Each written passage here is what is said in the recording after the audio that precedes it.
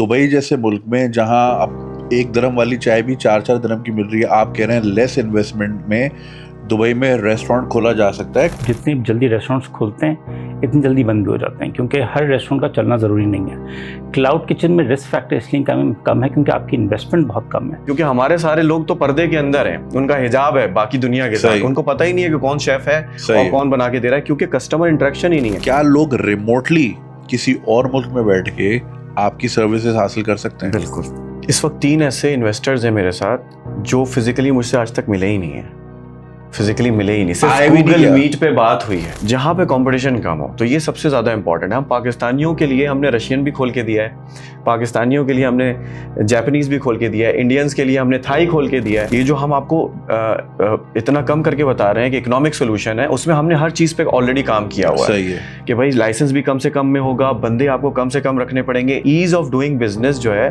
वो जितना ज्यादा बेहतर दुबई के अंदर है, नो डाउट, वो उतना ज्यादा आपको नहीं मिलेगा सऊदी के अंदर या ओमान के अंदर।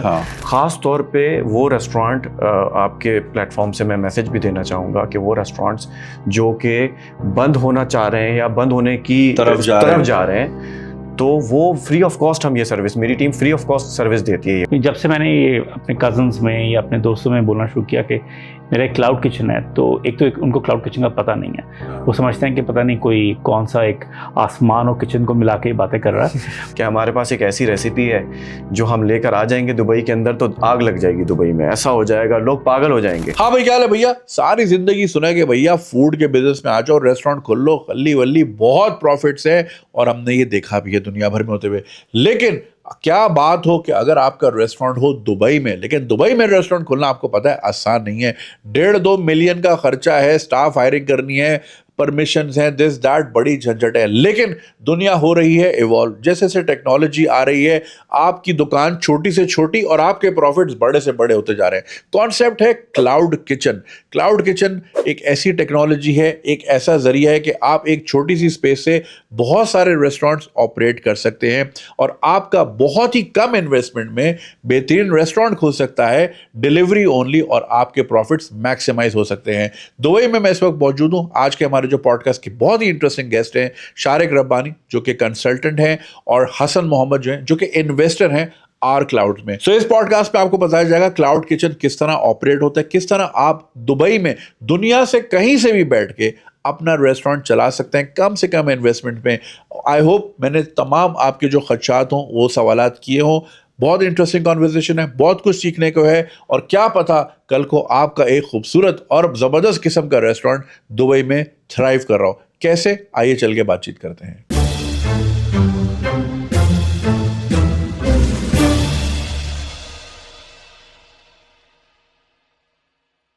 Hasan, Shariq, thank you so much, आपने हमें ज्वाइन किया। ये काफ़ी बड़ा क्लेम है कि भाई दुबई जैसे मुल्क में जहां अब 1 दिरहम वाली चाय भी 4-4 दिरहम की मिल रही है, आप कह रहे हैं लेस इन्वेस्टमेंट में दुबई में रेस्टोरेंट खोला जा सकता है क्लाउड किचन के ज़रिए। पहले तो आप ये समझाएं कि क्लाउड किचन होता क्या है हमारी ऑडियंस को जिनको नहीं कॉन्सेप्ट का पता। क्लाउड किचन, देखिए एक रेस्टोरेंट है ना, उसमें 3 स्ट्रीम ऑफ इनकम्स होते हैं। एक होता है डाइन इन, एक होता है टेक अवे, और एक होता है डिलीवरीज।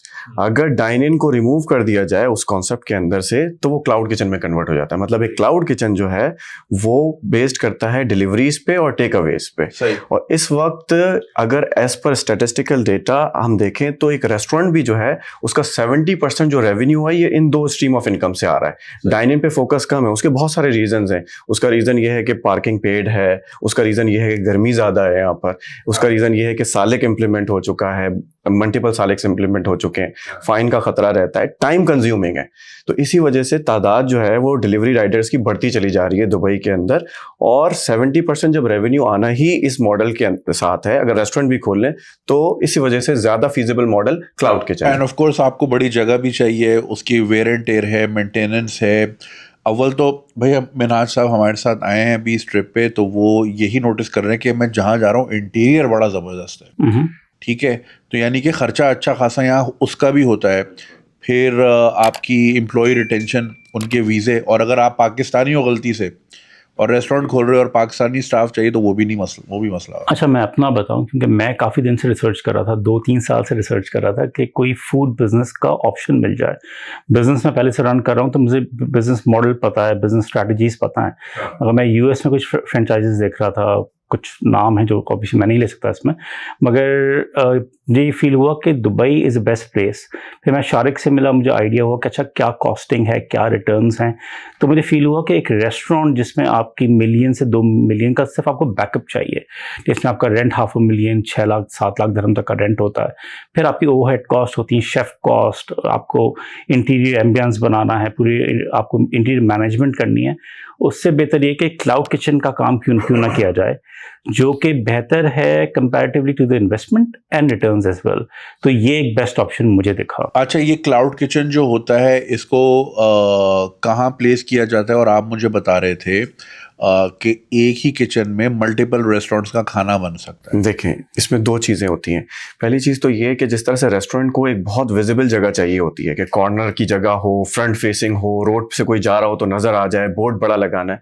क्लाउड किचन क्योंकि एक वर्चुअल चीज़ होती है तो उसके लिए कोई बहुत प्राइम लोकेशन नहीं चाहिए होती। जब प्राइम लोकेशन नहीं चाहिए होती तो उसका रेंट वैसे ही कम हो जाता है, क्योंकि आपको 4 गली पीछे भी कोने में भी कोई जगह मिल जाएगी तो आप राइडर को पता होना चाहिए कि खाना कहाँ से पिक करना है, वो भी कोऑर्डिनेट्स जीपीएस कोऑर्डिनेट से आ जाता है आपके पास। तो पहली तो ये चीज़ हो गई।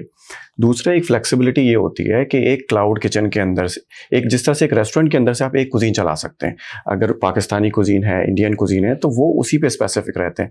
लेकिन क्लाउड किचन में ये फ्लेक्सिबिलिटी होती है कि उसी रेंट के अंदर रहते हुए, उसी यूटिलिटी के बिल के अंदर रहते हुए, एंड सम प्लेसेस उसी स्टाफ के साथ रहते हुए आप एक से ज़्यादा कुजीन्स कर सकते हैं। मतलब कि आपने फास्ट फूड भी उसी के अंदर से चला लिया है, आपने पिज़्ज़ा भी उसी के अंदर से चला लिया है, उसके अंदर बर्गर भी चल रहा है, उसके अंदर देसी कुजीन भी चल रहा है, उसके अंदर कोई और कुजीन भी चल रहा है, जैसे जैपनीज फूड चल रहा है। जैसे हमारे पास एक किचन के अंदर मल्टीपल कुजीन्स चल रहे हैं, जिसमें सुशी भी चल रहा है उसी के अंदर, रशियन भी चल रहा है उसी के अंदर, लेबनीज चल रहा है, इटालियन, हसन का ब्रांड इटालियन ब्रांड है, हसन का ब्रांड चल रहा है। तो हम एक ही जगह से रहते हुए मल्टीपल कुजीन्स कर सकते हैं। ये एक फ्लेक्सिबिलिटी है।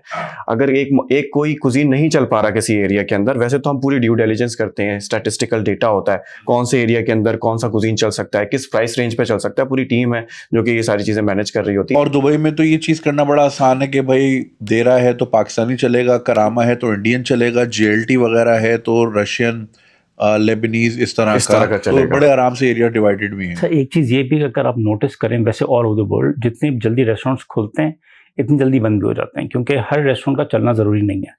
क्लाउड किचन में रिस्क फैक्टर इसलिए कम है क्योंकि आपकी इन्वेस्टमेंट बहुत कम है। आपकी इन्वेस्टमेंट ऑलमोस्ट 1/3 या 1/4 हो जाती है, जो कि एक कंपैरेटिवली किसी भी रेस्टोरेंट के उसमें आपकी जाएगी कॉस्टिंग में। उस लिहाज से मुझे ये था कि कुजीन मैनेजमेंट ये सब तो शारिक जानते हैं। मुझे मेन चीज़ ये थी कि लोकेशन कैसी है जहाँ पे हम अपना क्लाउड किचन खोलें। जैसे मेरे अभी 2 ब्रांड्स हैं, हम 2 ब्रांड्स और मरीना में बना रहे हैं।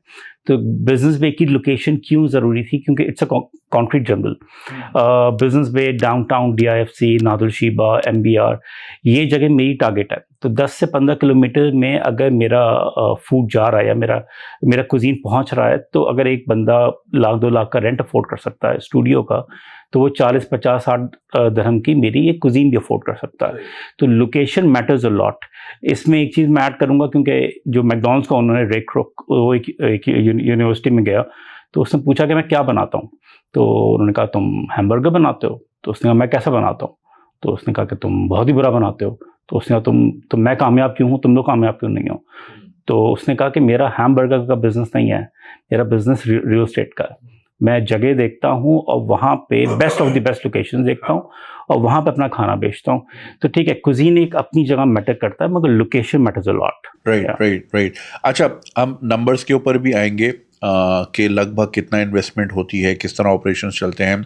तो आपने जैसे कि बताया कि एक ही स्टाफ को लेके, जैसे फॉर एग्जांपल फार्मूला 1 की टीम है, जैसे गाड़ी अंदर आती है, ठक ठक ठक ठक सारे टायर बदले, पेट्रोल किया, चल भाई आगे निकल। तो इसी तरह एक फार्मूला 1 की टीम किचन की है, ऑर्डर आया इटालियन का, चल भाई इटालियन पे आ रहा है, इधर से जैपनीज़ का आया तो सुशी तैयार हो रही है, लेबनीज़ आया, पाकिस्तानी आया, कढ़ाई वढ़ाई चल रही है। तो इस तरह मतलब एक ही स्टाफ को लेके आप मल्टीपल वो चला सकते हैं। Who decides the staff? हमने इकोसिस्टम डेवलप किया हुआ है। हमें पता है कि इस एरिया के अंदर कौन कौन सी कुजीन की रिक्वायरमेंट है, और हमें उस कुजीन को एग्जीक्यूट करने के लिए कितने स्टाफ की जरूरत पड़ेगी और उस स्टाफ में किस किस एक्सपर्टीज की जरूरत पड़ेगी, तो उस हिसाब से हम हायरिंग कर चुके होते हैं अपने पास। तो ताकि हमारे पास कोई ब्रांड इंक्यूबेट हो, नया कोई ब्रांड उस इकोसिस्टम में, तो हम उसको नरिश कर सकें और उसको ग्रो कर सकें और उसको स्केल कर सकें। जैसे कि हसन का ब्रांड है, अभी 2 ब्रांड ऑलरेडी हम लॉन्च कर चुके हैं बिजनेस बे के अंदर। अब वो इस पोजीशन में है कि अब किसी और भी एरिया के अंदर जाकर, जैसे हम मरीना के अंदर उसको लेके जा रहे हैं, वहां पर भी परफॉर्म उसी करेगा, ब्रांड को, उन्हीं दोनों ब्रांड्स को, क्योंकि हम एस्टेब्लिश ब्रांड है, हमने रिस्पांस देख लिया मार्केट का कि अच्छा रिस्पांस है, रिव्यूज अच्छे हैं, रेटिंग अच्छी है, फीडबैक अच्छा है, बिजनेस कर लिया। अब हम दूसरे एरिया के अंदर भी उसको लेके जा सकते हैं और रेप्लिकेट कर सकते हैं सेम कॉन्सेप्ट। अच्छा, नॉर्मली आपने देखा होगा ना, पाकिस्तान में ट्रेडिशन ये होता है कि फॉर एग्जांपल मैं एक जगह गया, कढ़ाई बड़ी मजे की थी, मैंने वेटर को जरा पैसे पकड़ा, यार शेफ का नंबर ला के दे। फिर शेफ को वहां से तोड़ा कि भाई यही कढ़ाई तू मेरे रेस्टोरेंट में बना, तू इतनी सैलरी ले ले वगैरह वगैरह। तो कुछ हेड हंटिंग इस तरह करते हैं। तो कुछ जो रेस्टोरेंटियर होते हैं उनका तरीकाकार ये होता है हायरिंग का। अब यहाँ पे ये है कि आप होल एंड सोल, आप फॉर एग्जांपल मैं यार, ये मेरे पास 3 लाख दिरहम है, मैं इसको कहीं लगाना चाह रहा हूँ और मेरा फोकस है यार इटालियन खाने का। मरीना में चूंकि गोरी अवाम ज़्यादा है, हेल्थ कॉन्शियस बहुत है, तो ज़रा सैलड वैलड इस तरह की चीज़ें लगानी है। तो आप डिसाइड करेंगे कि who is the best chef, या आप उसके हिसाब से हायर करेंगे या अपनी एग्जिस्टिंग टीम में देखेंगे वो किस तरह? एग्जिस्टिंग टीम में अगर कैपेसिटी होती है तो वो करती है, अदरवाइज हम हायरिंग करते हैं, फ्रेश हायरिंग करते हैं। जैसे कि हमारे पास हमारी टीम में इस वक्त अरबी कुक्स भी हैं और इंडियंस भी हैं, नेपाली भी हैं, बांग्लादेशी भी हैं, पाकिस्तानी भी हैं। तो डिफरेंट नेशनैलिटीज़ से हमने लोगों को ना अकोमोडेट किया हुआ है बेस्ड ऑन देयर एक्सपीरियंस। अगर उनका एक्सपीरियंस है और वो चीज़ एग्जीक्यूट कर सकता है, हमारे पास एग्जीक्यूटिव शेफ्स होते हैं जो कि आके टेस्ट करके बताते हैं कि हाँ हम इसको मजीद पॉलिश कर सकते हैं, मजीद ट्रेन करके उसको उस लेवल पे लेके जा सकते हैं कि एक ब्रांड को ये मैनेज कर सके। तो बाकी की टीम तो होती है हमारे पास, तो उनके साथ मिक्स होकर सही। अच्छा देखिए, अभी हम रिकॉर्डिंग से पहले बात करते हैं रिवर्स माइग्रेशन, जो एक ट्रेंड ओवरऑल दुनिया में चल रहा है। जाहिर है एंटी इमिग्रेशन इतनी वेव चल रही है यूरोप में। अभी मैं खुद लंदन में था, 1.5 मिलियन बंदा सड़क पे था कि भाई इनको निकालो, लेकिन नान चने भी हमारे ही खा रहे थे। खैर, तो बहुत सारे जो देसी फैमिलीज़ हैं, इंडियन हो गए, पाकिस्तानी हो गए, अब चूंकि उन्होंने पासपोर्ट्स वगैरह सिक्योर कर ली हैं, अब वो कह रहे हैं यार दोबारा पाकिस्तान तो ज़रा मुश्किल हो जाता है, दुबई, दोहा, कतर वगैरह, सऊदी वगैरह में जाके देखते हैं, ताकि ये कि हम ज़रा एक सेफ़ एनवायरनमेंट, क्योंकि सेफ्टी कंसर्न बहुत बढ़ गया है। बिल्कुल ऐसे ज़िंदा रहेंगे तो कुछ करेंगे ना भाई। तो अब वो आना तो चाह रहे हैं, नौकरी वगैरह भी उनकी अगर वहाँ पे अच्छी है तो वो यहाँ पे भी स्कोर कर ही सकते हैं। मगर कुछ का कंसर्न ये, क्योंकि यहाँ आके आपका थोड़ा सा कॉस्ट बढ़ जाती है, क्योंकि स्कूल वगैरह बड़े महंगे हैं। अगर आपके 2-3 बच्चे हो गए, क्योंकि आप गए थे सिंगल, छड़ा बंदा जाता है वो कैसी भी तरह रह के गुजारा कर लेता है। अब आपकी फैमिली है तो अब आप ज़रा रिस्क सोच समझ के लेते हैं। तो कोशिश ये होती है लोगों की यार कि एक साइड पे हल्का फुल्का काम चलता रहे, नॉट नेसेसरीली कि उनकी एक्सपर्टीज़ भी उसमें हो। तो क्लाउड किचन में एज आई एम अंडरस्टैंडिंग के फ़ायदा ये है कि रादर दिन मैं यहाँ आऊँ और देवा की इंस्पेक्शन, म्यूनसिपैलिटी की इंस्पेक्शन, 5 किस्म के लाइसेंसेस, फलाना ढिमकाना, शेफ़ के वीज़े, PRO के चक्कर, ये सब फ्री जोन के चक्कर छोड़ के बस ये मैं आपके पास आ जाऊँ और ये सारा हेडेक हम ये सारे प्रोसेस होता है क्लाउड किचन में भी, ये सारे प्रोसेस होते हैं। लेकिन क्योंकि हमने इकोसिस्टम डेवलप कर लिया, आपको एक नया इकोसिस्टम डेवलप नहीं करना पड़ेगा in order to have money in your bank account. आपने क्या करना है, एक बहुत छोटी इन्वेस्टमेंट, ऑलमोस्ट 1/4 इन्वेस्टमेंट के साथ, क्योंकि अगर डिसेंट साइज का एक रेस्टोरेंट खोलना है दुबई के अंदर जिसमें 30-40 लोग बैठ सकें, उस पर 1 मिलियन तक का अप्रॉक्सीमेटली खर्चा आ जाता है, अगर वो किसी प्रीमियम एरिया के अंदर नहीं है तो। क्योंकि प्रीमियम एरिया के अंदर तो की मनी चलती है। डाउनटाउन बिजनेस बे के अंदर एक छोटी सी जगह आप लें 17-18 मिलियन, तो वो जगह छोड़ के जाने के लेगा, दुकान बंद करके बैठा हुआ है वो, लेकिन उसको पता है कि ये मैं जो है ना, ये सोने के खजाने के ऊपर बैठा हुआ हूं, मैं जब छोड़ के जाऊंगा तो की मनी ले लूंगा।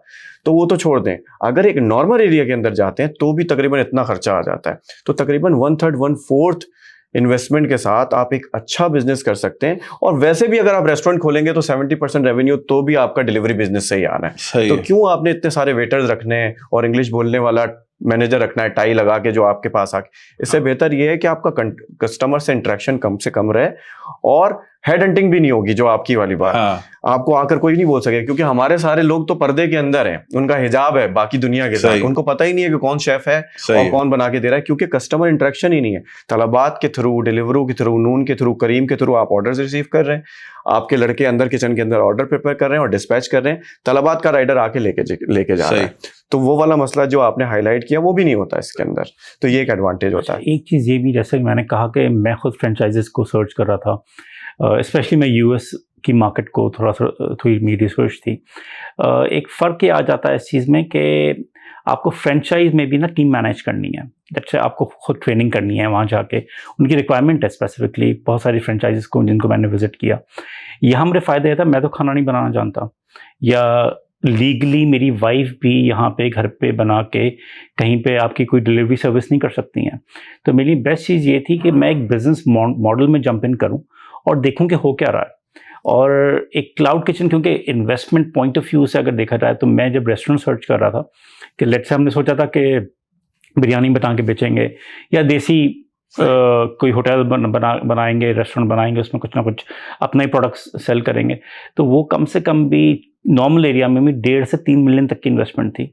यहाँ मेरी इन्वेस्टमेंट 3-3.5 लाख 3-3.5 लाख दरहम, 1.5 मिलियन से 3 से 3.5 लाख, ये तो 1/5 हो गई। 1/5 है।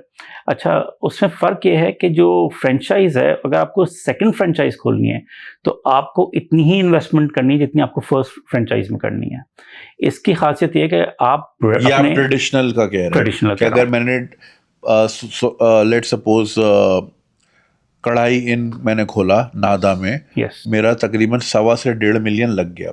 अब वो माशाल्लाह चल पड़ा। मैंने सोचा यार साइंस पार्क में या जेवीसी में एक और ब्रांच खोलते हैं ताकि साउथ का मैं क्राउड टारगेट करूं, तो उतना ही पैसा यहाँ भी लगेगा क्योंकि इंफ्रास्ट्रक्चर है, हायरिंग है, ट्रेनिंग है वगैरह, शायद उससे ज़्यादा ही लगेगा। लेकिन आप कह रहे हैं कि अगर यही आप 1.5 मिलियन बचा के क्लाउड में गए तो 3-3.5 लाख में आपका काम हो गया। देखिए ना, मेरे जैसे 4 ब्रांड्स हैं, 2 ऑलरेडी ऑनलाइन हैं और 2 हम ऑलरेडी बना रहे हैं। सही। तो ओवरऑल मेरी जो इन्वेस्टमेंट थी वो कोई 3-3.5 की थी। अगर आप एक एडिशनल ब्रांड बनाना है, सिर्फ आपको 30-35-40 हज़ार दिरहम देना है, आपका एक एडिशनल ऑनलाइन ब्रांड बन गया, अपना ही कंपेटिटर बन गया।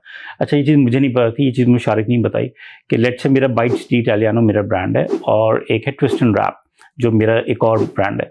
अब मुझे ये नहीं पता होता, मेरे पास एक डैशबोर्ड है मगर जो ऑर्डर्स आ रहे हैं वो मेरे ब्रांड पे आ रहे हैं। लोगों को ये पता है कि ये डिफरेंट ब्रांड्स हैं। सही है। तो ये इसकी खासियत है कि आपकी सेल एक जगह से हो रही है मगर लोगों को लग रहा है कि नहीं, अच्छा डिफरेंट ब्रांड्स हैं। ये भी रिसेंटली मैं वो booking.com से होटल ढूंढ रहा था तो उसमें महंगे आ रहे थे, मैं कोई किसी और में देखता हूँ, तो एक दोस्त ने बताया कि भाई booking.com ही ओन करता है सारे प्लेटफॉर्म, तुम कहीं भी चले जाओ पैसा एक ही जगह जा रहा है। ऐसे ही तो यहाँ पे कि आपने अपना ही कंपटीशन बना दिया लोगों की नजर में, लेकिन पीछे आप ही गए और वो आप कह रहे हैं एडिशनल सिर्फ 30-40 हज़ार लगा। बिल्कुल। जैसे अब आपको मरीना में जाना है मिसाल के तौर पे, अब मरीना में क्यों जाने का रीज़न है, मैं लोकेशंस पे स्पेसिफिकली बात करूँ क्योंकि मैं तो एज ए इन्वेस्टर देखता हूँ चीज़ों को।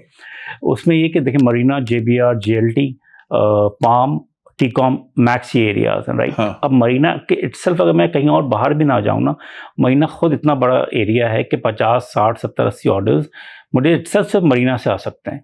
सेम गोज़ फॉर बिजनेस पे, इवन के अलकूज, बर्शा, JVC भी अच्छे एरियाज हैं मगर क्योंकि ये हैवी पॉकेट एरियाज हैं, स्पेसिफिकली बिजनेस बे, मरीना, तो मैं जनरली रिकमेंड ये करता हूँ कि आप लोकेशन पे ज़्यादा फोकस करें। कुजीन आपकी सेकंड सिलेक्शन है, ऑब्वियसली कुजीन मैनेजमेंट ये देखते हैं मगर लोकेशन एक सबसे बड़ा मैटर है। अच्छा, आप चूँकि बैकग्राउंड आपका रियल एस्टेट का है, अब आपने ये मरीना, JLT और बिजनेस बे की मिसाल दी, यहाँ लंबे टावर 60-60 फ्लोर के, वो ज़्यादा सूदमंद है या बर्शा जैसा इलाका जहाँ विलाज है? क्योंकि एरिया फैल जाता है, 15 किलोमीटर की आपकी रेंज है, सो उस तरह दोनों सिचुएशन में आपकी जो टेरिटरी है ना वो ब्लॉक रहती है। हाँ। अब आप विलास के एरिया में काम करेंगे तो आपकी जो टारगेट पॉपुलेशन है वो कम हो जाएगी, क्योंकि एक बिल्डिंग के अंदर फॉर एग्जांपल 50 फ्लोर हैं, तो उसमें ज्यादा लोग रह रहे हैं कंपेयर टू एक विला के अंदर। तो ज्यादा बेहतर उस जगह पे काम करना है जहां पर आपकी target audience with in the territory ज्यादा हो। तो इस वजह से बिजनेस बे का एरिया, फिर मरीना का एरिया, या हम मैदान के एरिया में बहुत बड़ा एरिया हम वहां से कवर कर रहे हैं। सही।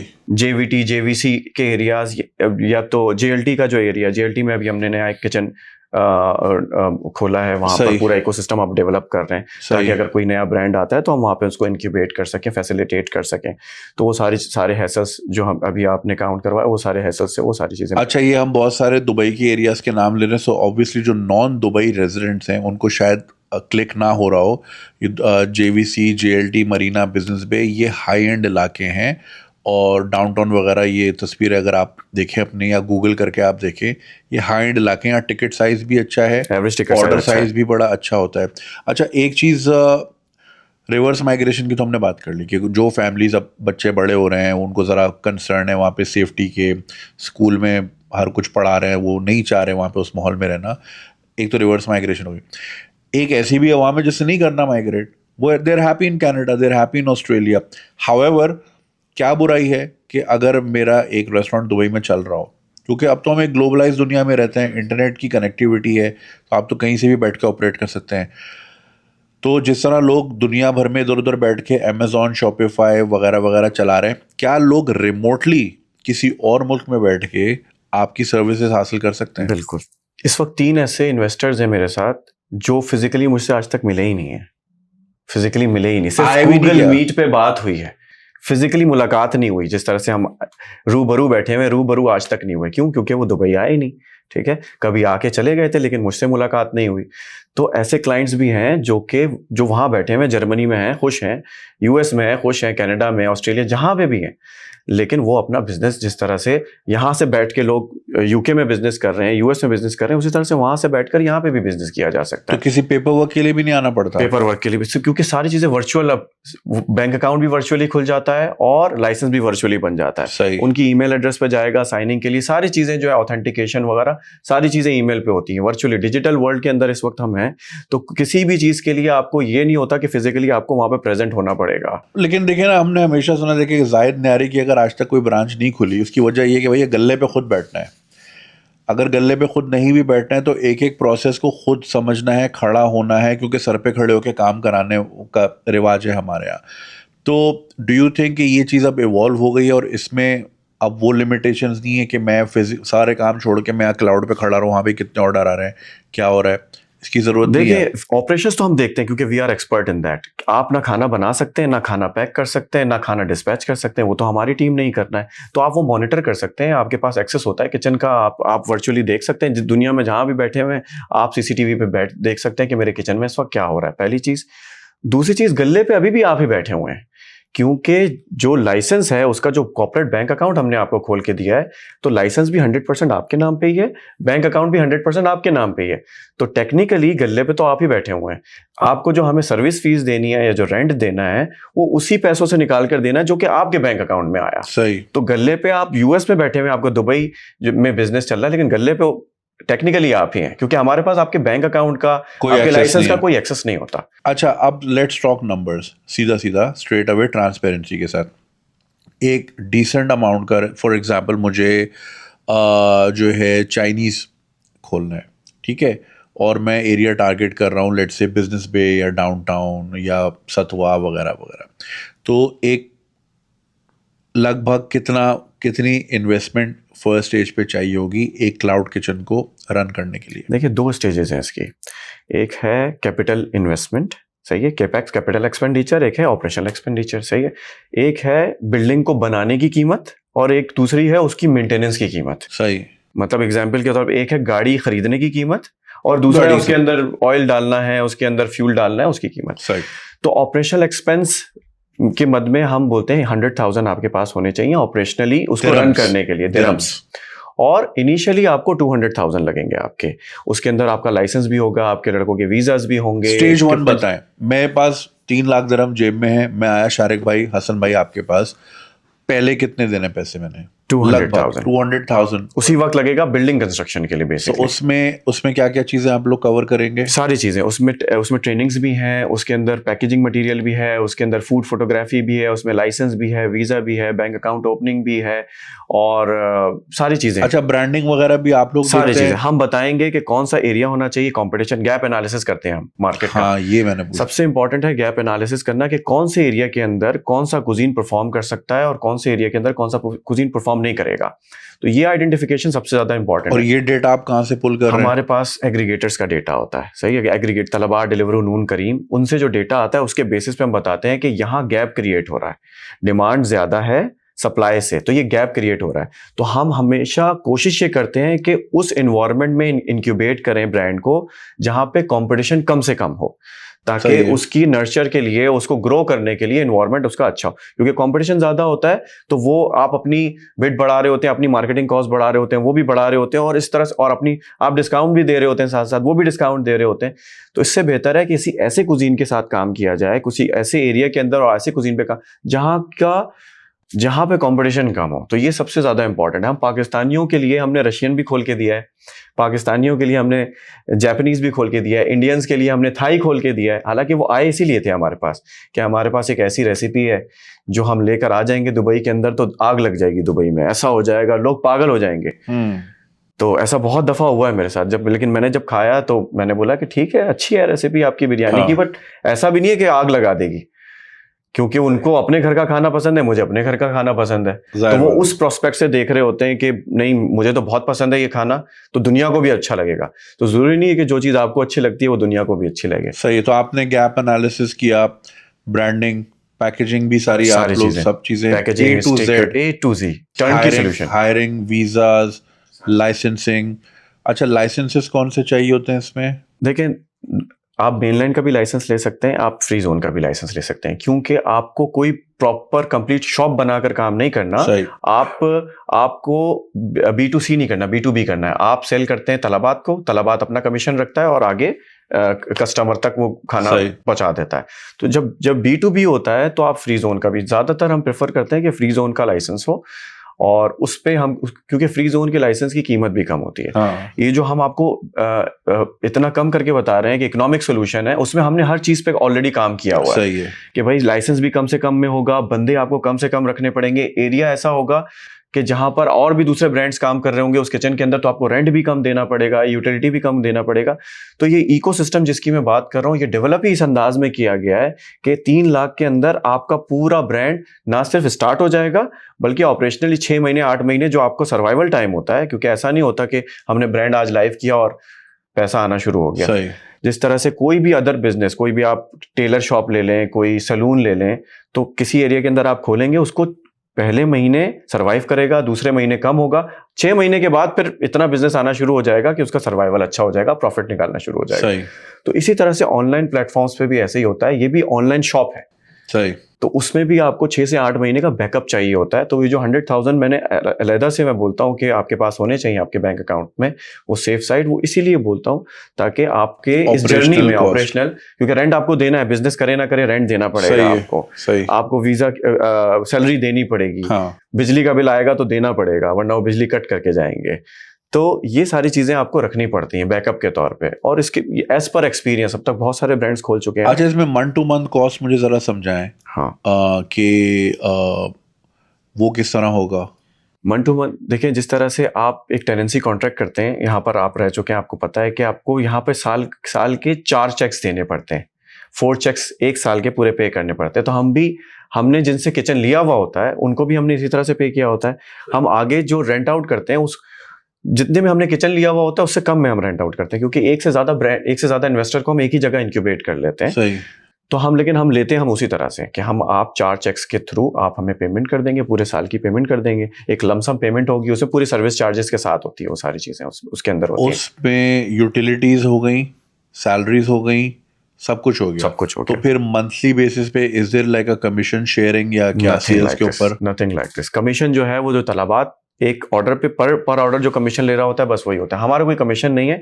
दूसरे मॉडल्स पे होता है कमीशन, जो दूसरे क्लाउड किचन सर्विस प्रोवाइडर्स हैं, सर्विस प्रोवाइडर नहीं है वो, क्लाउड किचन की जगह रेंट कर देते हैं, वहां पर कमीशन स्ट्रक्चर होता है कि 3% 4% लोग चार्ज करते हैं, हम बिल्कुल भी चार्ज नहीं करते। So 200,000 to start the brand, पूरी इसकी ब्रांडिंग, उसकी फिलोसफी, उसकी रिसर्च, उसकी सारी चीजें। ट्रू।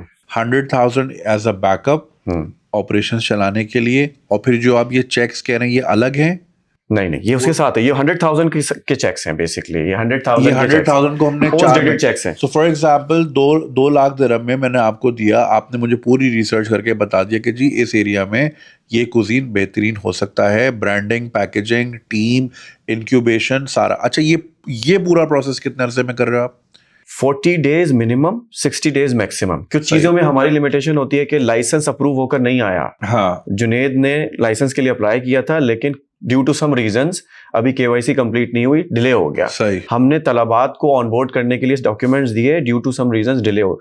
हमारी तरफ से अगर सारी चीजें आइडियल हो तो 40 डेज में हम लाइव कर देते हैं, और कभी कभी 40 डेज से पहले भी हम लाइव कर चुके हैं एज पर सही। एक्सपीरियंस।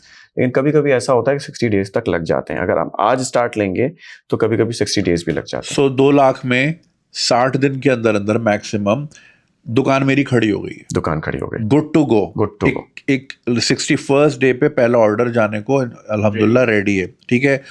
और जो 1 लाख दिरहम है वो मैंने आपको 25-25 हज़ार के 4 चेक पूरे साल के दिन है, जिसमें ऑपरेशनल कॉस्ट, बिजली, पानी, सैलरीज वगैरह वगैरह वगैरह, और फिर रोज मैं चाहे 1,00,000 दिरहम की सेल करूं या 500 दिरहम की सेल करूं, उसमें आपका कुछ भी नहीं है। वो पूरा डैशबोर्ड मेरा बना हुआ है तलाबात से, नून से वगैरह वगैरह, और वो सीधा मेरे अकाउंट में आ रहा है, उसमें आपका कोई एक्सेस नहीं है। सही है। अच्छा, मुझे ये बताएं, मेन्यू कौन डिसाइड करता है? चले डिसाइड हो गया जी, थाई खोल रहे हैं जुनीद साहब, गंजी स्वैग थाई फूड, मेन्यू कौन डिसाइड कर रहा है? कोई भी डिसाइड नहीं करता, डेटा डिसाइड करता है। हम गट फीलिंग्स पे काम नहीं करते कि कौन सा कुजीन चलेगा, कौन से एरिया में चलेगा, आइटम कौन कौन से चलेंगे, मेन्यू में क्या रखें। Everything is based on data. हमारे पास डेटा साइंटिस्ट हमारी टीम के अंदर है, डेटा एनालिस्ट, वो बता रहा होता है कि हमें कि भाई ये आइटम रखें इसमें, इस एरिया के अंदर, और अगर थाई फूड किसी और के एरिया के अंदर खोलेंगे तो हो सकता है मेन्यू चेंज हो वहाँ का, क्योंकि उस एरिया की रिक्वायरमेंट अलग है, उस एरिया के स्टार प्रोडक्ट्स अलग हैं, उस एरिया का एवरेज टिकट साइज ही अलग है। तो ये सारी चीज़ें जो है ना वो डेटा बता रहा होता है, और डेटा के बेसिस पे हम बता रहे होते हैं कि मेन्यू में ये रखना है, ये नहीं रखना, ये चलेगा, ये नहीं चलेगा, कंपटीशन कौन कौन है, मार्केट शेयर कितना है, किसका ओवरऑल इंडस्ट्री साइज कितनी है थाई फूड की, इस टेरिटरी के अंदर किसके पास कितना मार्केट शेयर है, हम 6 महीने बाद कहाँ पर होंगे, हम 1 साल बाद कहाँ पर होंगे। पूरी बिजनेस फोरकास्टिंग होती है, बिजनेस प्रोजेक्शन होती है। 3 साल बाद हम क्या कर रहे होंगे, हम आज एक किचन के अंदर हैं, 3 साल बाद हम दूसरे किस और एरिया के अंदर किचन खोल रहे होंगे। हम उसके बाद फिर इंटरनेशनल मार्केट टैप करते हैं, रियाद जाते हैं, दोहा जाते हैं, हमारी कुछ ब्रांड्स जा भी चुके हैं हमारे, जो हम ही लेके जाते हैं, वहाँ पर हमने इकोसिस्टम डेवलप किया हुआ है वहाँ। तो लेकिन स्टार्ट यहाँ से होता है, क्योंकि ईज ऑफ डूइंग बिजनेस जो है वो जितना ज्यादा बेहतर दुबई के अंदर है, नो डाउट, वो उतना ज्यादा आपको नहीं मिलेगा सऊदी के अंदर या ओमान के अंदर। तो इस वजह से यहाँ से हम स्टार्ट लेते हैं, और उसके बाद फिर हम एक्सपेंड करते हैं, फिर हम दूसरी कंट्रीज तक जाते हैं। तो एक पूरी जर्नी है, it's not about just one brand, it's about कि भाई अब इसने जिस तरह से एक बच्चे की पैदाइश होती है तो हम पूरा प्लान करते हैं कि इसको कौन से स्कूल भेजना है, इसको क्या बनाना है, इसके इंटरेस्ट इस तरह से है तो क्या बनाएंगे, इसको कौन सी यूनिवर्सिटी भेजेंगे। तो इट्स लाइक होल जर्नी जो कि हम स्टार्ट में डिसाइड कर रहे होते हैं। सही सही। एक चीज़ मैं इसमें ऐड करूँ, अगर जैसे मेरी कुछ अपनी रियल एस्टेट है यहाँ दुबई में, लेट्स से आप मिनिमम भी एक प्रॉपर्टी लेते हैं तो वो 1 मिलियन दिरहम की पड़ती है। अगर डिसेंट एरिया में स्टूडियो भी लेंगे आपको 8 लाख से 1 मिलियन तक का पड़ेगा। अगर उसका रेंट आएगा वो 80,000 लेट से आ गया, उसकी आप सर्विस चार्जेस निकाल दीजिए या मेंटेनेंस चार्जेस अगर साल के निकाल दीजिए तो 70,000 के करीब इसका रेंट आएगा। तो नेट रिटर्न दुबई में बन जाता है 6 से 7%। जो आउटस्कर्ट्स के एरियाज़ हैं, मिसाल के तौर पे JVC है, स्पोर्ट सिटी है, अरजान है, जगहों पे फ़र्क ये है इसकी इन्वेस्टमेंट में, अगर 1 साल के बाद, क्योंकि आपको 1 साल तक बिजनेस को टाइम देना पड़ता है। कोई बिजनेस हो, कोई ये कहे कि कोई जादुई छड़ी है जो कि एक दिन में बिजनेस जो है वो ज़मीन से आसमान पे चला जाएगा, ये पॉसिबल नहीं है। तो अगर आप 1 साल का आपके अंदर पेशेंस है तो ये बिजनेस जो है आपको 5 to 10% a month net return देता है। तो मैंने यही किया था कि मेरी एक प्रॉपर्टी थी जो मैंने उसको सेल किया और फिर मैं एक क्लाउड किचन में आया, ताकि मेरी इन्वेस्टमेंट हाफ हो गई मगर मेरे रिटर्न ज़्यादा हो गए। ये एक बहुत बड़ा मेजर फ़र्क है। मैं किसी को ये डिमोटिवेट नहीं कर रहा। प्रॉपर्टी का अलग सेफ बिजनेस है, एक अलग सेफ रेंट है। आपका तो कोर बिजनेस है। बिल्कुल मेरा कोर बिजनेस है, मगर क्लाउड किचन एक बिजनेस है। बिजनेस की खासियत ये है कि बिजनेस गिर भी सकता है, उठ भी सकता है, मगर अगर उठ गया ये तो इसमें अभी बहुत गैप है इस मार्केट में आने के लिए। अगर आप वैसे भी रिसर्च करें तो 2030 तक ये बिजनेस जो है $1 बिलियन से $2 बिलियन का सिर्फ यूएई मार्केट तक में होगा। अगर आप ओवरऑल रिसर्च करें 2034 तक तो ये तकरीबन $2 ट्रिलियन का बिजनेस है पूरी दुनिया में। तो अभी ये बहुत अनटैप मार्केट है, तो इसलिए यहाँ पे इन्वेस्टर्स को आना चाहिए, ना कि डार्क किचन्स या क्लाउड किचन्स अगर वो यूएस या यूके में इन्वेस्ट करें। सही सही। ये मेरा अपना पॉइंट ऑफ व्यू है इसमें। अच्छा देखिए, आप जितना भी डेटा एनालाइज कर लें और डेटा ड्रिवन अप्रोच रखें, सब कुछ रखें, at the end of the day for whatever reason चीज़ें ऊपर नीचे हो जाती हैं। True, ठीक है, ऐसा ही है। देर इज नथिंग एब्सोल्यूट कि भाई ये कंप्यूटर ने बताया, ये डेटा ने बताया और वो एग्जैक्टली हो भी गया। चीज़ें ऊपर नीचे हो जाती हैं। व्हाट हैपेंस, फॉर एग्जांपल, मैंने आपको सारी चीज़ें दी, हमने हर तरीके से बेहतरीन रिसर्च करके खोल दिया, नहीं चल रहा, ऑर्डर नहीं आ रहे, 2 से 3 महीने हो गए। आई अंडरस्टैंड, रातों रात नहीं होता, अनलेस कोई लच्छा पराठा, वो जो लच्छा बर्गर जो चल रहा है यहाँ पे, इस तरह का कोई यूनिक आइटम आ गया, या फिर वो किसमें वो दूध डाल रहे थे वो केक में, आज पिछले हाल ही पता नहीं कौन सा अलमराई का वो डाल रहे थे, तो वो वायरल हो गया था। खैर वो एक अलग चीज़ है, और वो वन टाइम हाइप होती है, एक बार खा लिया हो गया, वो स्पाइक आता है सेल का, उसके बाद फिर खत्म हो जाता है। तो फॉर वट एवर रीज़न हमारी बेहतरीन काविशों के बावजूद चीज़ नहीं उठ पा रही, या उस तरह का रिटर्न नहीं दे पा रही।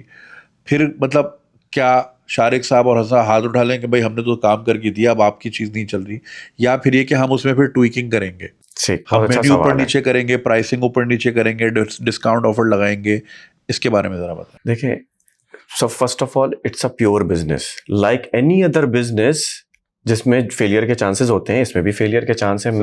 मैं कभी भी ऐसा नहीं कहता अपने किसी भी इन्वेस्टर को कि बस अब आपने पैसा लगा लिया, अब आप भूल जाएं, अब तो पैसा ही पैसा है। Like any other business in the world, कोई भी बिजनेस लें, उसके सक्सेस के चांसेस भी होते हैं, उसके फेलियर के चांसेस भी होते हैं। एक कंसल्टेंट का काम क्या होता है कि उसका जो रिस्क एलिमेंट है उसको मिनिमाइज कर दे, जितना ज्यादा रिस्क मैनेजमेंट हो सकती है वो कर दे, वो हम कर लेते हैं, तो हम मिनिमम कर देते हैं। लेकिन हम कभी भी ये नहीं बोलते कि भाई 100% ये तो चलेगा ही चलेगा, पहले कोई गारंटी नहीं है, इट्स अ बिजनेस। लेकिन हमारी पूरी कोशिश ये होती है एंड तक, हम क्या करते हैं क्लाउड किचन में, ये क्लाउड किचन का खासा है कि हम आराम से उस बिजनेस मॉडल को चेंज कर सकते हैं। क्यों?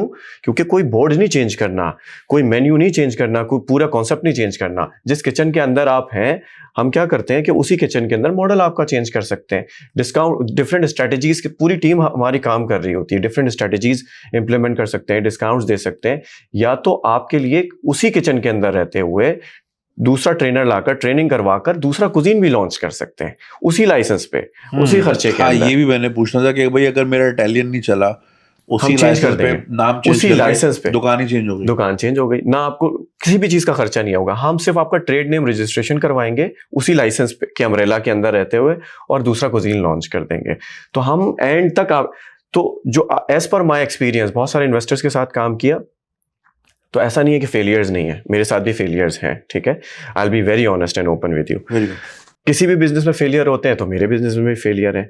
तो लेकिन फेलियर्स जो है ना बहुत कम है, मतलब 90% अब तक के एक्सपीरियंस के हिसाब से सक्सेस है। अगर 10% फेलियर भी है, उसके रीजंस हैं। और खैर, मैं किसी को, जब बहुत ज्यादा ब्रेन इन्वॉल्व हो जाते हैं ना, कि बस 4 पार्टनर्स हैं, हर बंदा अपने हिसाब से, नहीं इसमें ये ऐड करें चल जाएगा, नहीं मैं चाहता हूं ये आप ऐड करें, देखें, तो वो उस सिचुएशन में हमने फेलियर्स, 2 फेलियर्स हैं। और फेलियर्स किसको कहता हूं मैं?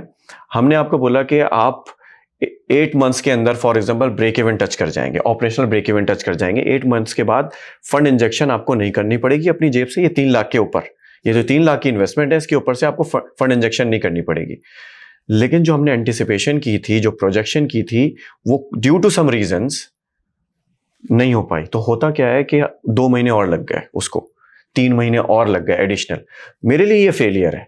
ऐसा नहीं है कि सेल नहीं आ रही, सेल्स आ रही है, सब कुछ हो रहा है, लेकिन जो हमने प्रोजेक्शंस की थी वो फेल हो गई। तो जब आपकी प्रोजेक्शन फेल होती है तो वो हमारे लिए फेलियर, प्रॉफिट में लॉस हुआ है, प्रॉफिट में लॉस हो गया। हमने 1 साल में इतना पैसा कमा लेना था, इतना पैसा हम जो हमने प्रोजेक्शन की थी वो नहीं कमा पाए। तो ऐसा नहीं होगा कि आपने जो कॉन्सेप्ट लगाया वो बर्बाद हो गया, आपके 2 लाख 3 लाख दिरहम जाया होगा, ऐसा नहीं होगा। आप पैसा बना रहे होंगे, वो रनिंग मॉडल रहेगा, लेकिन जो हमने आपको बिजनेस प्रोजेक्शन प्रॉफिट्स की दी थी उसमें कमी हो जाएगी या डिले हो जाएगा, वो आने में डिले हो जाएगा। तो मैक्सिमम दिस कैन हैपन। और हम, जैसे आपने बोला कि हम ट्विकिंग कर सकते हैं, चीजें बेहतर कर सकते हैं, डिफरेंट कुजीन लॉन्च कर सकते हैं, बहुत सारी चीजें हमारे पास हो रहा है। एक चीज ये भी जुनैद, इसमें ऐड करूं कि अगर आप कोई बिजनेस करें तो आपको पेशेंस की जरूरत है। एक तो एक आपके पास इन्वेस्टमेंट है, ठीक है जी, आपने कमाया था, आपके पास इन्वेस्टमेंट है, अगर आपके पास अगर 1-1.5 साल के पेशेंस की हिम्मत ही नहीं है तो आप बिजनेस में आ क्यों रहे हैं? पहली चीज़। जैसे मैं रियल एस्टेट एक्सपर्ट हूँ, तो मैं मुझसे एक साहब ने पूछा कि मैं एक जगह पे स्टूडियो ले लेता हूँ और वो जो है 3 साल के बाद 50% बढ़ जाएगा। मैंने उसका आप मत लीजिए, आप फलां जगह पे शेख ज़ायद रोड पे फलां अपार्टमेंट ले लीजिए, ये 3 साल के बाद इतना हो जाएगा। आज 3 साल बढ़ गए, उन्होंने 2022 में लिया था, 2025 एग्जैक्टली वही हुआ जो मैंने कहा था, क्योंकि मैं अपने एक्सपीरियंस से बात कर रहा हूँ। अगर आप उस एक्सपर्ट का एक्सपीरियंस नहीं गेन करेंगे तो कोई फ़ायदा नहीं है उस बिज़नेस में आने का, क्योंकि आप उस मार्केट में नए हैं, आप उस मार्केट के प्लेयर नहीं हैं। तो उस चीज़ में ये कि मुझे लगता है कि जो आपका एक्सपर्ट है उसकी एडवाइस ज़रूर सुने। ये वही बात है कि आप मेरे पास आए कि भाई हम कंटेंट की इंडस्ट्री में इन्वेस्ट करना चाह रहे हैं। मेरा 12-13 साल का तजुर्बा है, मैं आपको बता सकता हूँ सर ये प्लेटफॉर्म है, ये स्ट्रैटेजी रखें, वर्टिकल कंटेंट पे ज़्यादा फोकस रखें। आजकल लोग अंगूठा यूँ हिलाते हैं, इसको इस तरह करें। यूट्यूब चलाना है तो आपको इंस्टाग्राम टिकटॉक से ऑडियंस ड्राइव करनी पड़ेगी, इस तरह करके। लेकिन अगर आप अपनी मनमानी करेंगे, नहीं मैं तो ऐसे करूँगा, तो फिर वो ज़ाहिर है फेलियर की तरफ चले जाएंगे, फेलियर की तरफ जाएंगे। बिल्कुल। It's important to listen to the experts. अच्छा ये बात बताएं, what about the marketing? Marketing के लिए आप क्या, क्योंकि दुकान तो मेरी खुल दी, ठीक है, सब कुछ कर लिया, I have the best recipe in this office, बराबर वाले को पता ही नहीं है तो किस काम की? तो मार्केटिंग कौन करता है, किस तरह करते हैं, कौन से टूल्स यूज करते हैं, कौन से प्लेटफॉर्म्स यूज करते हैं? दो तरह की मार्केटिंग होती है जुनेद इसमें, कि एक होती है जो एग्रीगेटर प्लेटफॉर्म पे मार्केटिंग हो रही है, मतलब आप तलबात खोलेंगे, ऊपर बैनर्स आ रहे हैं, हाँ, फिल्टर्स आ रहे हैं, 50% डिस्काउंट वाले, 30% डिस्काउंट वाले, तो ये सारी मार्केटिंग है। वो मार्केटिंग के आपको चार्जेस देने पड़ते हैं, पैसे देने पड़ते हैं, किसको? एग्रीगेटर प्लेटफॉर्म को। वो ना सिर्फ आपसे कमीशन से कमाता है बल्कि मार्केटिंग से भी कमाता है, हाँ। ठीक है। तो एक तो ये वाली मार्केटिंग होती है जो हमारी पूरी टीम है जो कि सारी चीज़ें कर रही होती है, आपको स्ट्रेटेजीज पहले से बता देगी कि भाई हम इस वीक जो है ये कैंपेन आई है, इस पर हम पार्टिसिपेट करने लगे, इसमें हमें 30% डिस्काउंट देना पड़ेगा, हम थोड़ी प्राइस को बढ़ा देंगे, 30% डिस्काउंट दे देंगे ताकि आपके प्रॉफिट मार्जिन पे ज़्यादा असर ना आए, लेकिन इसकी वजह से आपकी ब्रांड की विजिबिलिटी बढ़ेगी, हाँ। और बढ़ेगी और कस्टमर रिटेंशन होगा। तो इस तरह की स्ट्रैटेजीज होती हैं, वो हम इम्प्लीमेंट करते हैं। और दूसरी मार्केटिंग होती है सोशल मीडिया मार्केटिंग।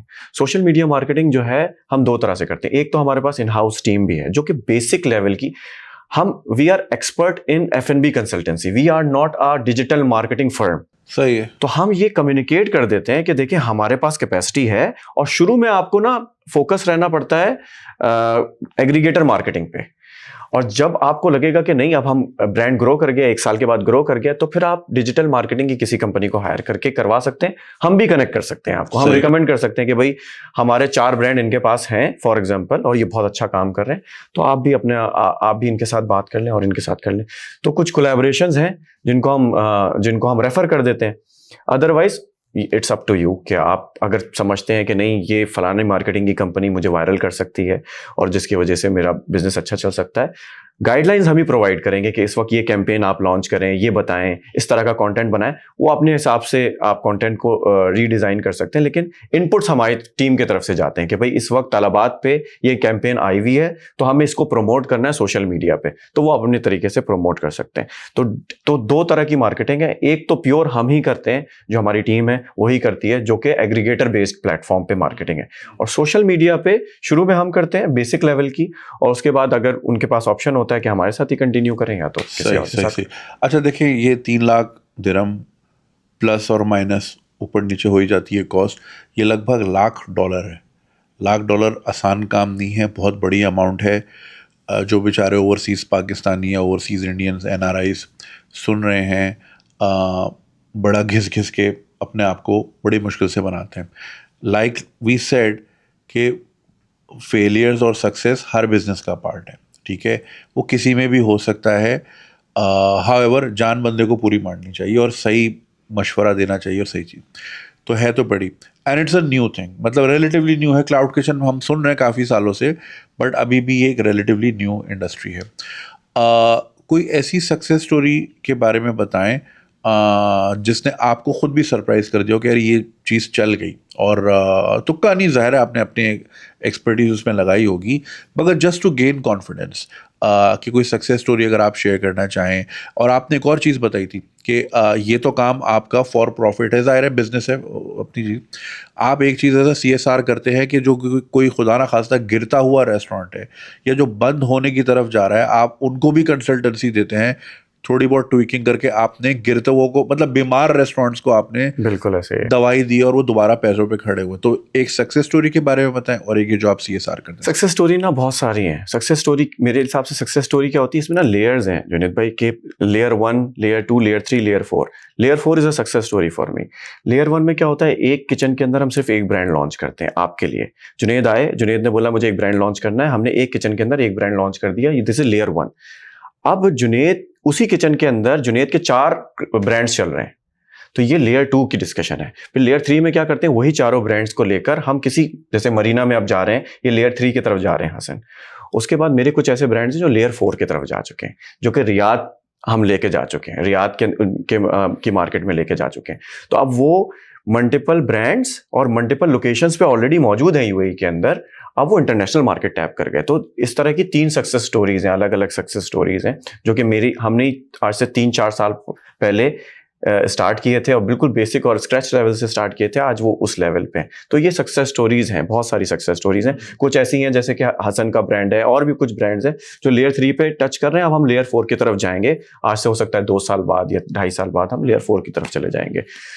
जो दूसरी आपने CSR की बात की, वो ये कि मेरा मैं बैकग्राउंड से, मैं रेस्टोरेंट बैकग्राउंड से हूँ, मैं एक अरसे से इसी बिजनेस के अंदर हूँ।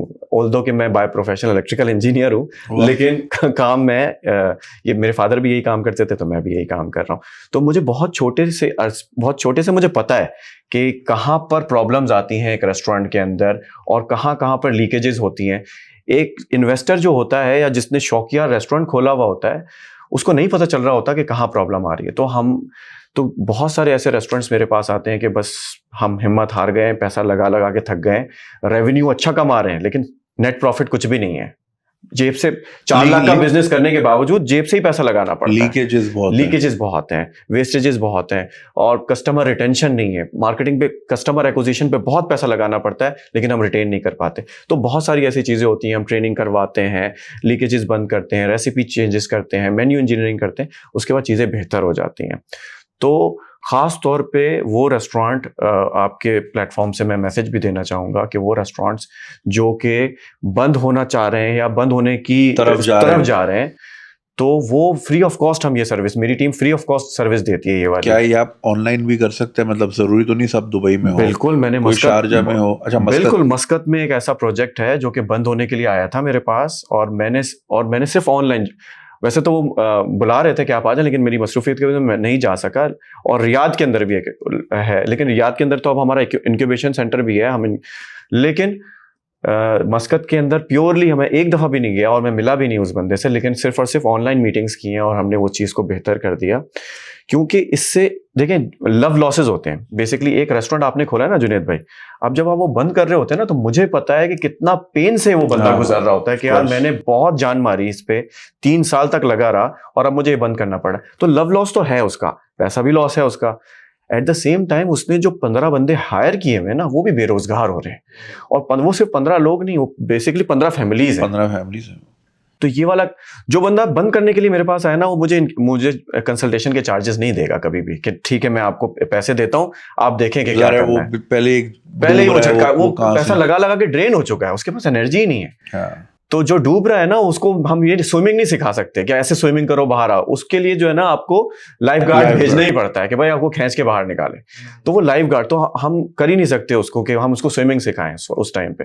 तो हम क्या करते हैं, फ्री ऑफ कॉस्ट उनकी जाके कंसल्टेशन करते हैं, और अगर उनके पास इतना टाइम होता है तो ऐसी बहुत सारी स्टोरीज हैं हमारे पास जो बंद होने के लिए आई थी, और अल्हम्दुलिल्लाह आज बहुत अच्छा काम करी। कोविड के टाइम पे बहुत ऐसा हुआ था, पेंडेमिक के टाइम पे, और उनको पता ही नहीं था कि ऑनलाइन बिजनेस कैसे कर सकते हैं। तो हमने पूरा ऑनलाइन प्लेटफॉर्म पूरा हमने रिवाइव किया, उनके लिए पूरा सोल्यूशन डिज़ाइन किया कि इस तरह से आप प्लेटफॉर्म डिज़ाइन करें, डायरेक्ट डिलीवरीज के लिए, इनडायरेक्ट डिलीवरीज के लिए, ये कैंपेन्स में पार्टिसिपेट करें। अब कैंपेन्स में पार्टिसिपेट करना भी एक बहुत बड़ा आर्ट है। आपको पता ही नहीं होता कि आप इस कैंपेन में पार्टिसिपेट करेंगे तो आपको अल्टीमेटली पैसा बचेगा नहीं बचेगा। 50% डिस्काउंट लगा दिया आपने, क्या लगाना चाहिए था, नहीं लगाना चाहिए था। फूड कॉस्ट आपको अलाउ करती थी, नहीं करती थी, क्या आपका प्रॉफिट मार्जिन आपको अलाउ करता था। तो बहुत सारी चीजें तभी ऐसा होता है कि 4 लाख का रेवेन्यू है, जेब में कुछ भी नहीं बचा। 5 लाख का रेवेन्यू था महीने का, जेब में कुछ भी नहीं बचा। 5 क्यों? लाख तो बहुत बड़ी रकम है, बहुत बड़ी रकम हाफ है। A million. लेकिन लीकेजेस इतने ज्यादा हैं, फूड कॉस्ट आपको पता ही नहीं, आपने स्टडी नहीं की फूड कॉस्ट क्या थी, आपने वेस्ट मैनेजमेंट पे कभी काम ही नहीं किया, आपको पता ही नहीं एग्रीगेटर आपसे कितना चार्ज कर रहा है, ना आपने कभी नेगोशिएट किया उसके साथ। आपको पता ही नहीं था कि एग्रीगेटर कौन सा एग्रीगेटर है जिसपे आपको ज्यादा फोकस करेंगे तो ज्यादा उसका बिजनेस मॉडल ज्यादा अच्छा है, वहां से आपको ज्यादा अच्छा पैसा आ सकता है। ये चीजें आपको पता ही नहीं होती। जब नहीं पता होती तो फिर आप 5 लाख का बिजनेस करके क्या 1 मिलियन का बिजनेस भी कर लेंगे ना, तो भी आप अपनी जेब से ही पैसा लगा रहे हो। मतलब हम जो अक्सर रेस्टोरेंट्स वगैरह देखते हैं कि बाहर कतारें लगी हुई हैं, लाइन लगी हुई है, राइडर्स तलाबात वाले भर भर के खड़े हुए हैं, not necessarily they're making money. Not necessary, yes, true. क्योंकि आपकी ओवरहेड कॉस्ट इतनी ज़्यादा है ना उसमें। मैं अपनी ये कहानी बताऊं, जब मैं शारिक से मिला तो ये मुझे क्लाउड किचन में लेके गए और वहाँ मैंने देखा कि कुछ खवातीन अपने रॉ मटेरियल्स लेके शेफ्स के पास आ रही थी। अच्छा, क्योंकि ऑब्वियसली जब वो एक्टिवली काम कर रहे हैं ना उस बिजनेस में, तो मुझे ये था कि अच्छा मेरा तो एक फुल फ्लेज एक कोर बिजनेस है, ये मैं कैसे मैनेज करूँगा या मेरी फैमिली कैसे मैनेज करेगी। तो बेस्ट ये था मेरे लिए, क्योंकि मैं इस फील्ड का नहीं हूँ, तो मुझे ये था कि अच्छा शारिक में ये ब्रांड बना देंगे और इस बिजनेस मॉडल को कहीं ना कहीं मैं भी समझ रहा हूँ आहिस्ता आहिस्ता। मैं बिजनेस करना जानता हूँ, समझता हूँ इस चीज़ को। तो मुझे ये था कि एक पैसिव बिजनेस में मैं आऊँ, ना कि मैं एक एक्टिव बिजनेस में आऊँ। तो अगर मैं जहाँ मेरा क्लाउड किचन है बिजनेस बे में, मैं शायद मुश्किल से 3 दफ़ा गया हूँगा, उसमें मैं कभी गया ही नहीं हूँ। ये पर एक डैशबोर्ड है, मुझे पता चल रहा था अच्छा मेरी ये सेल है, क्या है, कोई प्रॉब्लम है, मैं इनकी टीम से वीकली मंथली एक मीटिंग रख लेता हूँ। तो ये ईजीएस्ट चीज़ है। दूसरी चीज़, आप जब ना एक ब्रांड बनाते हैं ना तो एक प्रेस्टीज भी आती है। जब से मैंने ये अपने कजन्स में या अपने दोस्तों में बोलना शुरू किया कि मेरा एक क्लाउड किचन है, तो उनको क्लाउड किचन का पता नहीं है। वो समझते हैं कि पता नहीं कोई कौन सा एक आसमान और किचन को मिला के बातें कर रहा है। मगर जब उनको पता चलता है कि अच्छा मेरी ब्रांडिंग है और मैं फिर उनको दिखाता हूँ कि अच्छा तलाबत पे मेरा ब्रांड लाइव हुआ है, तो वो भी आपको ना एक बहुत बहुत रिस्पेक्टफुल चीज़ होती है कि अच्छा ये बिजनेस कुछ बहुत डिफरेंट मॉडल है और डिफरेंट मॉडल पे ये काम कर रहा है। अभी भी मैं समझता हूँ जीसीसी स्पेशली, जो टेक्नोलॉजी आती है सबसे पहले तो यूएस में आती है, उसके बाद तो दुनिया में फैलती है। जीसीसी ओवरऑल अभी बहुत अनटैप मार्केट है और मैं दुबई को इसलिए फोकस करता हूँ क्योंकि दुबई की स्पेशली जब आप भी आएंगे 2014-15 में 1.5-2 मिलियन की पॉपुलेशन थी, अब 4 मिलियन को हिट कर रही है। 2040 का इनका अपना प्लान है। तो पॉपुलेशन ग्रो कर रही है, इंफ्रास्ट्रक्चर ग्रो कर रहा है, टेक्नोलॉजी ग्रो कर रही है। तो मुझे लगता है अल खेल रोड पे मैं गाड़ी चलाता था, दोनों साइड कुछ भी नहीं था। आज जंगल बना हुआ है, अल खेल है, एमबीआर सिटी है, आगे जेवीसी जेवीटी पूरा बर्शा भर। जेवीसी में भाई हमारे दोस्त मूव हुए थे, हम वहाँ सुपरमार्केट नहीं थी, तो हम सौदा लेने हैसा स्ट्रीट जाते थे, बिल्कुल गाड़ी में बैठ के, और कहते थे भाई एक ही बार ले ले, बार बार नहीं आएंगे। बिल्कुल। तो वहाँ पहली जो ब्लू मार्ट खुली थी मेरी आंखों के सामने फीता कटा था। ऐसा ही आज जेवीसी जाए तो वो 5 पाम और पता नहीं क्या क्या and this all happened in less than 7-8 years. और एक्सपेंड हो रहा है, अभी पॉपुलेशन और बढ़ जाएगी, और जितनी ज्यादा पॉपुलेशन होगी उतना ज्यादा बिजनेस होगा इस मार्केट। नए एरियाज आएंगे, अनटैप्ड होंगे। इससे पहले के देखें, फॉर एग्जाम्पल किसी रेस्टोरेंट ने अगर जैसे डमाक 2 बन रहा है या साउथ की तरफ एक्सपेंशन चल रही है, अब फिजिकल रेस्टोरेंट अभी सोचेगा, खरीदेगा, बनाएगा, रेनोवेट, इंटीरियर, हायरिंग जितनी देर में वो करेगा, क्लाउड ऑलरेडी बना हुआ है, एस्टैब्लिश हो चुका होगा, एस्टैब्लिश बना हुआ है, ठीक है ना। विद इन 60 डेज अभी वो लकड़ियाँ ही सीधी कर रहा होगा, आपका खाना धड़ जा रहा होगा। So you are always ahead of the curve as well. बिल्कुल, जैसे आपने डमाकिल्स 2 या दुबई साउथ की बात की, अभी आपको लग रहा है जब आप जाएंगे ना तो आपको लगेगा कि अच्छा ये तो सब रेगिस्तान है, जो कि दुबई लगता था। हाँ। सिर्फ 3 से 4 साल की बात। हाँ 100%। वो पूरा एक नया शहर बना हुआ होगा। तो अभी इसीलिए दुबई को हम समझते हैं बहुत छोटा शहर है। अगर आप अलकुदरा रोड पे चले जाएं या दुबई साउथ की तरफ चले जाएं तो लगता है दुबई भी अभी खाली पड़ा हुआ है। हाँ। फिर अगर आप अबू धाबी के बॉर्डर को टच करें तो पूरा मतलब अभी डेवलप होना है। हाँ। तो इस लिहाज से बहुत अनएक्सप्लोर्ड मार्केट है और उस मार्केट में एंटर होने का ज़्यादा फ़ायदा है जिस मार्केट के ग्रोइंग चांसेस हैं। और अभी मैं खुद रियल एस्टेट में हूँ, मेरे पास कभी भी कनाडा, यूएस, यूरोप से आज से 7-8 साल पहले इंक्वायरीज नहीं आती थी, ज़्यादा कतरीज होते थे, सऊदीज होते थे, Indian Pakistanis, maximum Germans, British होते थे। अब पूरी दुनिया से स्पेनिश, पोर्चुगीज, आपके बेल्जियम के लोग, कैनेडियन, ऑस्ट्रेलियन, सबके सब यहाँ सर आना चाह कॉस्ट रहे ऑफ हैं। लिविंग टोरंटो में लोग अपने घरों के बाहर बड़े बड़े बैनर लगाए हुए हैं फॉर रेंट, कोई लेने Yes, को कोई तैयार लेने को नहीं, क्योंकि तैयार इतना नहीं है। महंगा है। ऑस्ट्रेलिया की हाउसिंग मार्केट आपके सामने है, यूके की आपके सामने है, फिर एंटी इमिग्रेशन और ये सारी चीज़ें जो है, ये सारी चीज़ें कंट्रीब्यूट कर रही हैं लोगों को मूव करने के लिए। तो ऑफ कोर्स फिर वो और मिडल ईस्ट का या जीसीसी का, या स्पेशली अगर दुबई का देखें तो ये बनाया ही इन्वेस्टर फ्रेंडली, अट्रैक्शन, सेफ्टी। दुनिया भर का बिलियनर यहाँ आके अगर बैठ रहा है, बाइनेंस का अगर हेडक्वार्टर यहाँ बन रहा है, तो उन्होंने कुछ सोच के ही प्रोजेक्ट की हैं ये चीज़ें। बिल्कुल सही। So it's high time that people look inward rather than outward. Trend लोगों का दूसरी साइड आ रहा है। बिल्कुल। अच्छा, मुझे ये बताया, आपने 2-3 बार रियाद का जिक्र किया, तो मतलब अब अगला स्टेशन आपका रियाद है।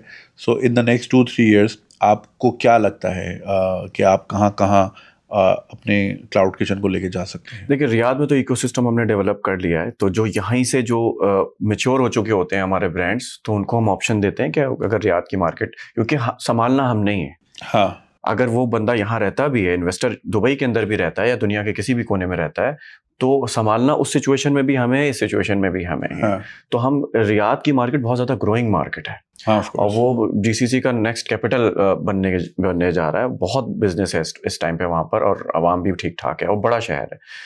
तो हमें नीड नज़र आई कि भाई वहाँ पर अगर हम बिजनेस करेंगे तो बेहतर रहेगा, और बेहतर चल भी रहा है। जो ब्रांड्स मेरे जा चुके हैं वहाँ पे, वो बेहतर परफॉर्म कर रहे हैं। हम दोहा लेके जा चुके हैं, हम मस्कत का, जैसे मैंने जिक्र किया, मस्कत में हम लेके जा चुके हैं। नेक्स्ट स्टेशन इज़ जद्दा को मैं टारगेट करना चाह रहा हूँ, क्योंकि Jeddah is also a very big city, हाँ, और लोग हैं वहाँ पर, बिजनेस ठीक ठाक बिजनेस है।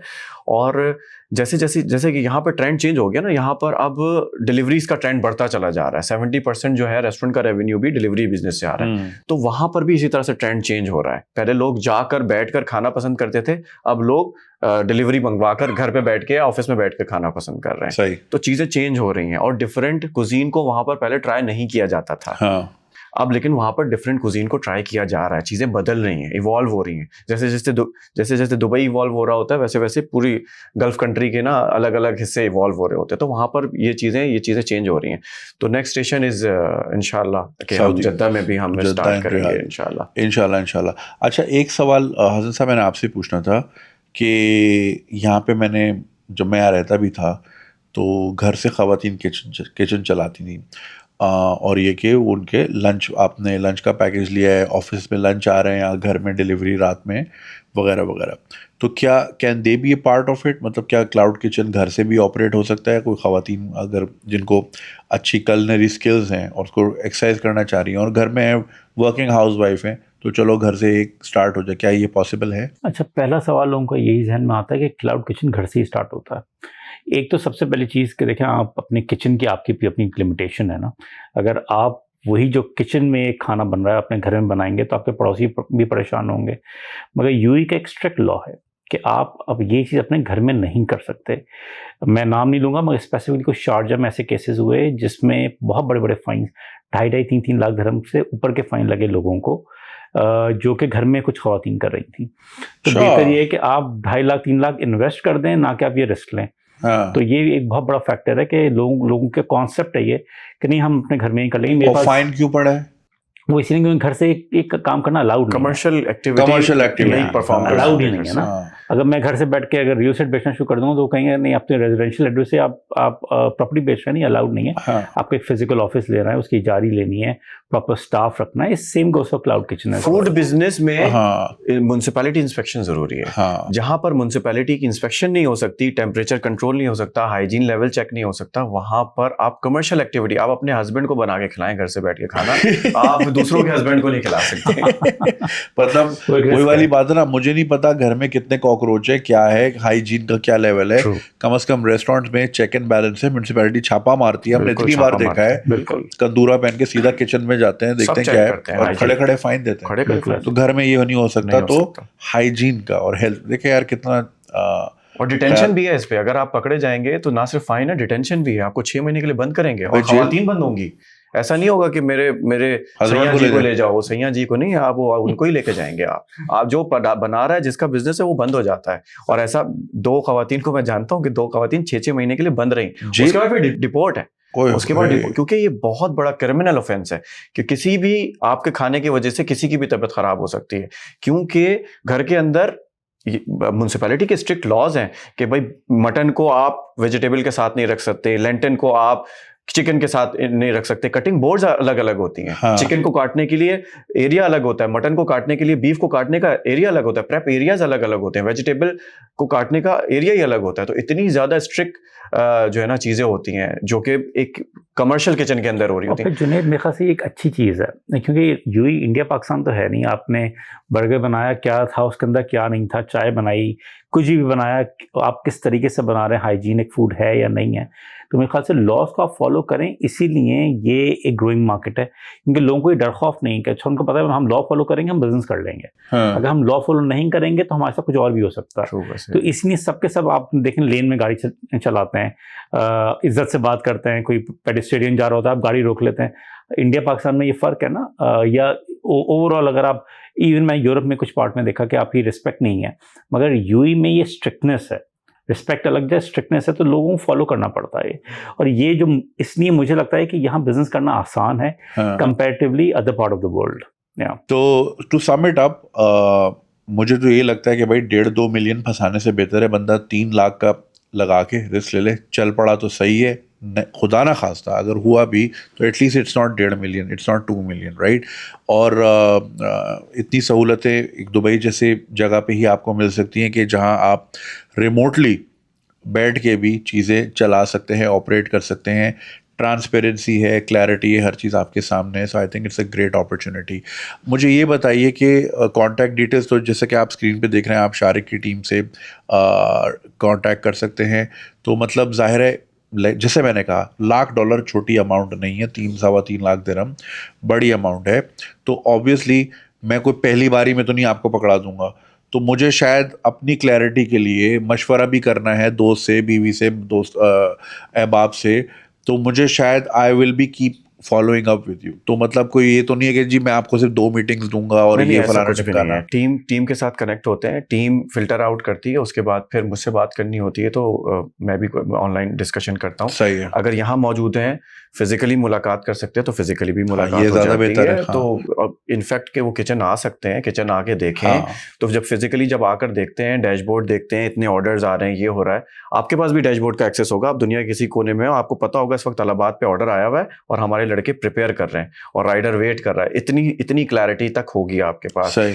तो हम, मुझसे भी मुलाकात हो सकती है, टीम से भी मुलाकात होती है, सारी चीज़ें हमारे पास बनी हुई होती हैं। हम आपको डॉक्यूमेंट सेंड कर देते हैं, कॉन्ट्रैक्ट सेंड करते हैं, वो साइन अप हो जाता है, फिर हमारे साथ फिर हम काम करते हैं। सही, बेहतरीन। मैं ये कहता हूँ, देखिए बिजनेस है, इसमें रिस्क है। अगर आप ये रिस्क ले सकते हैं और एक अच्छा रिटर्न बेस्ड बिजनेस देख रहे हैं, तो मुझे लगता है कि कम इन्वेस्टमेंट के साथ सबसे हाईएस्ट रिटर्न के हिसाब से ये बहुत अच्छा बिजनेस है। बट अगेन, रिस्क अगर आप ले सकते हैं तो कीजिए, वरना सोचें और रिसर्च करें, फिर देखिए इस चीज़। राइट। हमारा भी मकसद यहाँ पे यही डिस्कस करना है कि दुनिया में किस किस किस्म की इन्वेस्टमेंट अपॉर्चुनिटीज़ अवेलेबल हैं। ट्रेडिशनल बिजनेसेस का दौर हुआ ख़त्म, अब जैसे कि क्लाउड आ गया है, इंटरनेट आ गया है, राइडर्स अवेलेबल हो गए हैं। ये चीज़ 5-10 साल पहले एग्जिस्ट नहीं करती थी, लेकिन अब थ्राइविंग है और बिलियंस ऑफ डॉलर्स की तरफ ये मार्केट जा रही है। Of course my job here is to educate you कि दुनिया में यही अपॉर्चुनिटीज़ हैं। इन्वेस्टमेंट का डिसीजन जो भी है वो आपने सोच समझ के, अच्छी तरह रिसर्च करके, बाहमी मशवरा करके, दिल इत्मीनान हो और आपको लगे कि अच्छा है, तभी आपने करना है। And I also wish you guys well कि आर क्लाउड आप जिस तरह चला रहे हैं और आपकी माशाल्लाह इतनी ज़बरदस्त सक्सेस स्टोरीज है। आई होप इस पॉडकास्ट के ज़रिए और भी लोग आपके साथ जुड़ें और आपकी जर्नी को 4 चांद लगे। और आप अगर रियाद जद्दा 1-2 साल बाद सोच रहे थे, तो इंशाल्लाह 3 से 6 महीने में आपका फुटप्रिंट वहाँ भी हो। And wish you guys well, and I hope आप लोगों ने भी काफ़ी इन्जॉय किया होगा। कोई आपको लगता है अगर सवाल मुझे करना चाहिए था और वो नहीं हुआ, कमेंट्स में ज़रूर कीजिएगा। विल ट्राई आवर बेस्ट कि आपको वहाँ रिस्पॉन्ड कर सकें। शारिक और हसन की डिटेल आपके साथ मौजूद है, लिंक्स सारे डिस्क्रिप्शन में मौजूद है। आप इनसे रब्ता कर सकते हैं, इनसे मीटिंग्स कर सकते हैं, फिजिकल मीटिंग कर सकते हैं और बिल्कुल इत्मीनान के साथ बेहतरीन डिसीजन लें। And I hope things work out for you. अपना ख्याल रखिएगा। आपसे मुलाकात होगी अगली पॉडकास्ट पे किसी और गेस्ट के साथ। तब तक के लिए खुदा हाफिज़।